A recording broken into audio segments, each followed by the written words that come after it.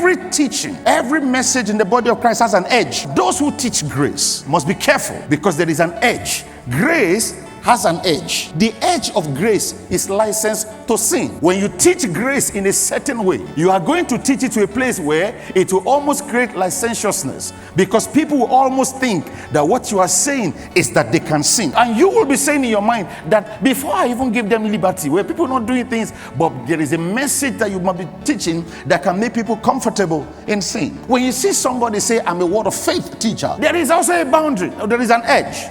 The edge of faith teaching is materialism. That is why it is easier where you sit in an environment where faith is the core. There is always something about getting, receiving. I'm believing God for this house. I'm believing God for this. I'm believing God for this.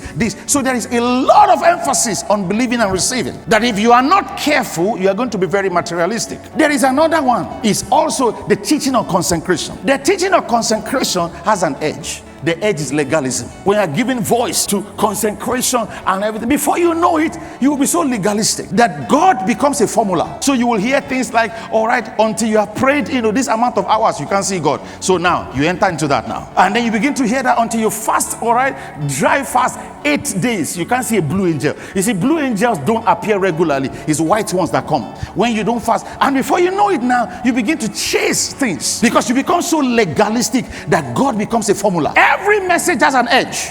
And I'm telling you what it produces in people every now and then. That is why Apostle Paul began to speak. He said, when I came to teach you, he said, I didn't refrain from declaring unto you the whole counsel of God, that I'm neither grace, neither faith, neither consecration. I understand the full counsel of God. That one moment when I'm towards consecration, I understand the balance of grace in the day you make mistakes, that you are not there living in condemnation. I was telling someone this. I said, hear this. The person you listen to regularly determines whether you will rise from a mistake or you will die there. If you listen to a legalistic minister in the face of consecration, the day you make a mistake, for some reason you fall, your ability to be restored fully is very minimal, because you have been wired, because doctrine wires you. You've been wired not to see yourself better than your error. You are not your error. You can get up.